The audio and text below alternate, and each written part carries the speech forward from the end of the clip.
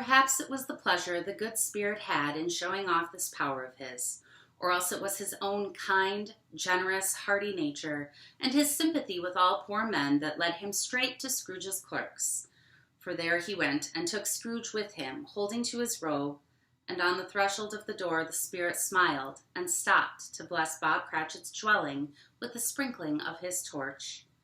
Think of that. Bob had but 15 bob a week himself. He pocketed on Saturdays but 15 copies of his Christian name. And yet the ghost of Christmas present blessed his 4-roomed house.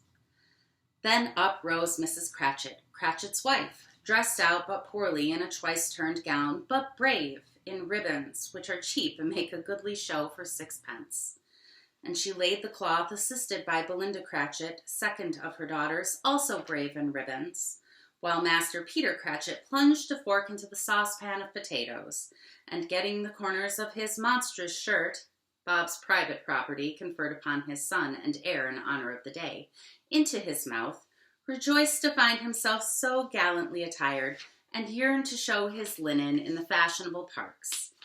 And now 2 smaller Cratchits, boy and girl, came tearing in, screaming that outside the baker's they had smelt the goose, and known it for their own.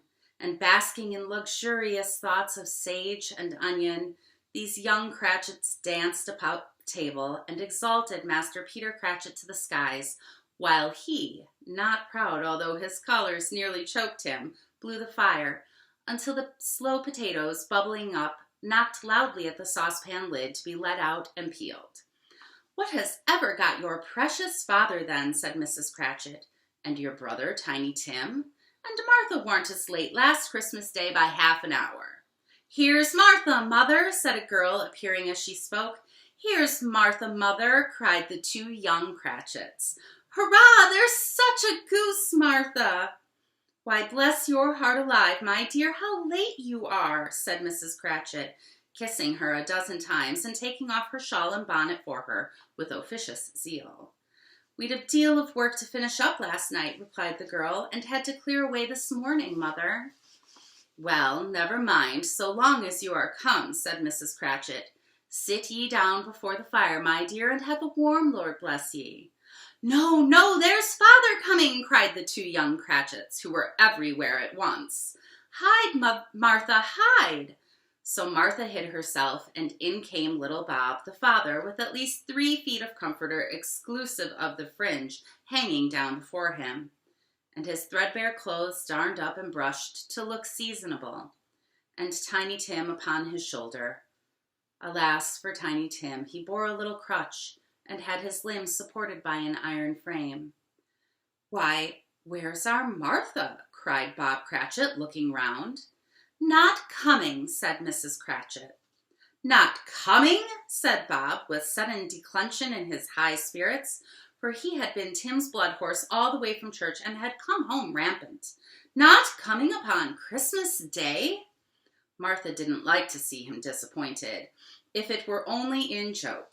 So she came out prematurely from behind the closet door and ran into his arms, while the 2 young Cratchits hustled Tiny Tim and bore him off to the wash-house, that he might hear the pudding singing in the copper. "And how did little Tim behave?" asked Mrs. Cratchit, when she had rallied Bob on his credulity, and Bob had hugged his daughter to his heart's content. "As good as gold," said Bob, "and better. Somehow he gets thoughtful, sitting by himself so much, and thinks the strangest things you ever heard. He told me, coming home, that he hoped the people saw him in the church, because he was a cripple, and it might be pleasant to them to remember upon Christmas Day, who made lame beggars walk and blind men see."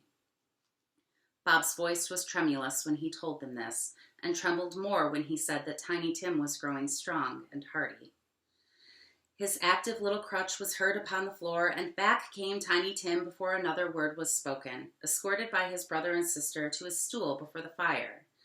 And while Bob, turning up his cuffs, as if, poor fellow, they were capable of being made more shabby, compounded some hot mixture in a jug with gin and lemons, and stirred it round and round, and put it on the hob to simmer, Master Peter and the 2 ubiquitous young Cratchits went to fetch the goose, with which they soon returned in high procession. Such a bustle ensued that you might have thought a goose the rarest of all birds, a feathered phenomenon to which a black swan was a matter of course, and in truth it was something very like it in that house. Mrs. Cratchit made the gravy, ready beforehand in a little saucepan, hissing hot. Master Peter mashed the potatoes with incredible vigor. Miss Belinda sweetened up the applesauce. Martha dusted the hot plates. Bob took Tiny Tim beside him in a tiny corner at the table.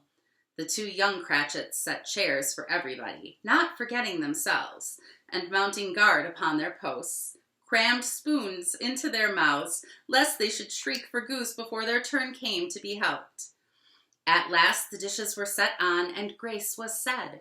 It was succeeded by a breathless pause as Mrs. Cratchit looked slowly all along the carving knife, prepared to plunge it into the breast. But when she did, and when the long-expected gush of stuffing issued forth, one murmur of delight arose all round the board, and even Tiny Tim, excited by the two young Cratchits, beat on the table with the handle of his knife and feebly cried, "Hurrah!" There never was such a goose. Bob said he didn't believe there ever was such a goose cooked. Its tenderness and flavor, size and cheapness were the themes of universal admiration. Eked out by applesauce and mashed potatoes, it was a sufficient dinner for the whole family. Indeed, as Mrs. Cratchit said with great delight, surveying one small atom of a bone upon the dish, they hadn't ate it all at last. Yet everyone had had enough, and the youngest Cratchits in particular were steeped in sage and onion to the eyebrows. But now the plates being changed by Miss Belinda, Mrs. Cratchit left the room alone, too nervous to bear witnesses, to take the pudding up and bring it in. Suppose it should not be done enough. Suppose it should break in turning out. Suppose somebody should have got over the wall of the backyard and stolen it while they were merry with the goose, a supposition at which the two young Cratchits became livid. All sorts of horrors were supposed. Hello! A great deal of steam. The pudding was out of the copper. A smell like a washing day. That was the cloth. A smell like an eating house and a pastry cooks next door to each other, with a laundresses next door to that. That was the pudding.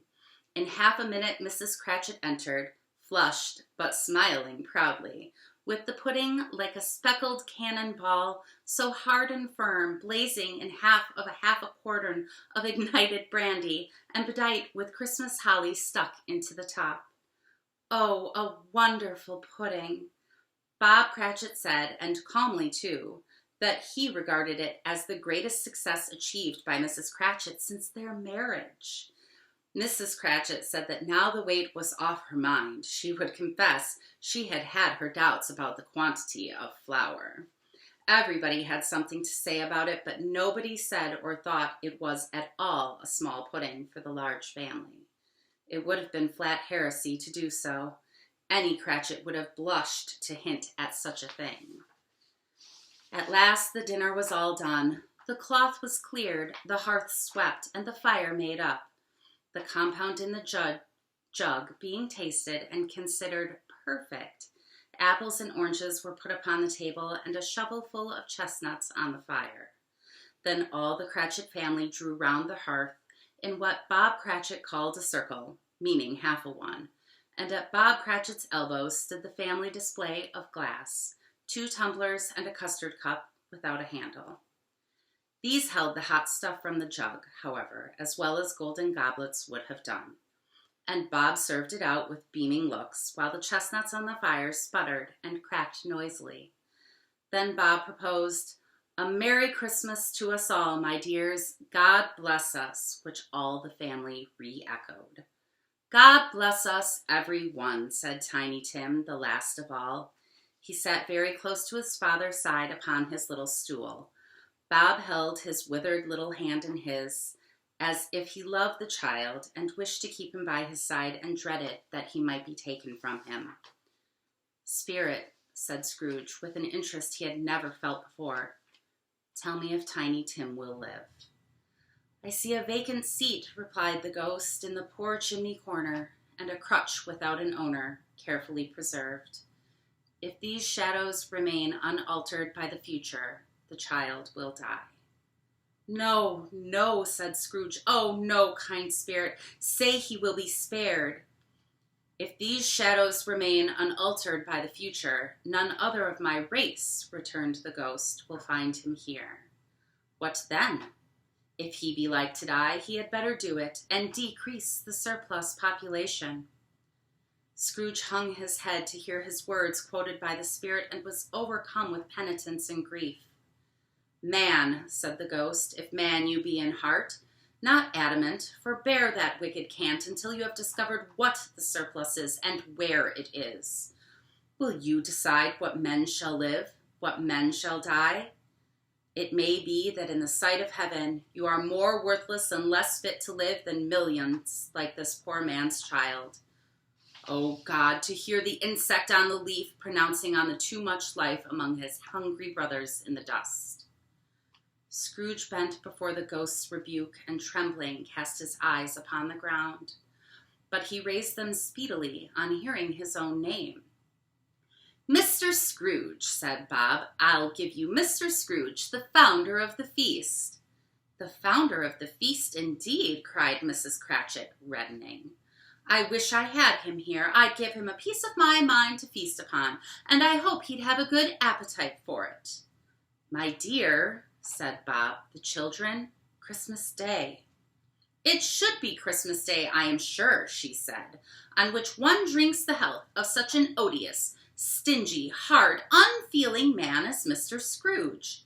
You know he is, Robert. Nobody knows it better than you do, poor fellow. My dear, was Bob's mild answer, Christmas Day?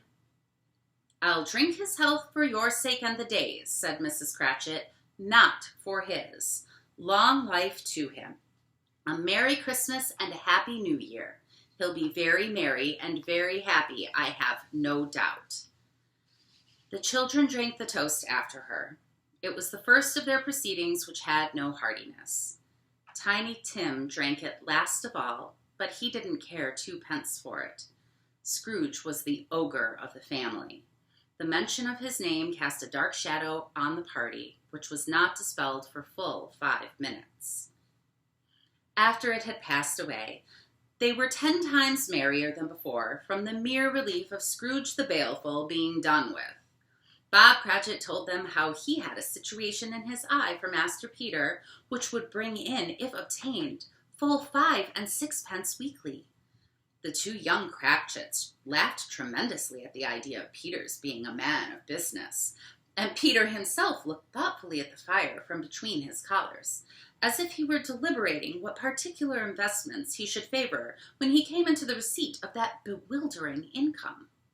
Martha, who was a poor apprentice at a milliner's, then told them what kind of work she had to do, and how many hours she worked at a stretch, and how she meant to lie abed tomorrow morning for a good long rest. Tomorrow being a holiday, she passed at home. Also, how she had seen a countess and a lord some days before, and how the lord was much about as tall as Peter, at which Peter pulled up his collar so high that you couldn't have seen his head if you had been there. All this time the chestnuts in the jug went round and round, and by they had a song about a lost child traveling in the snow from Tiny Tim, who had a plaintive little voice and sang it very well indeed. There was nothing of high mark in this. They were not a handsome family. They were not well dressed. Their shoes were far from being waterproof. Their clothes were scanty, and Peter might have known, and very likely did, the inside of a pawnbroker's.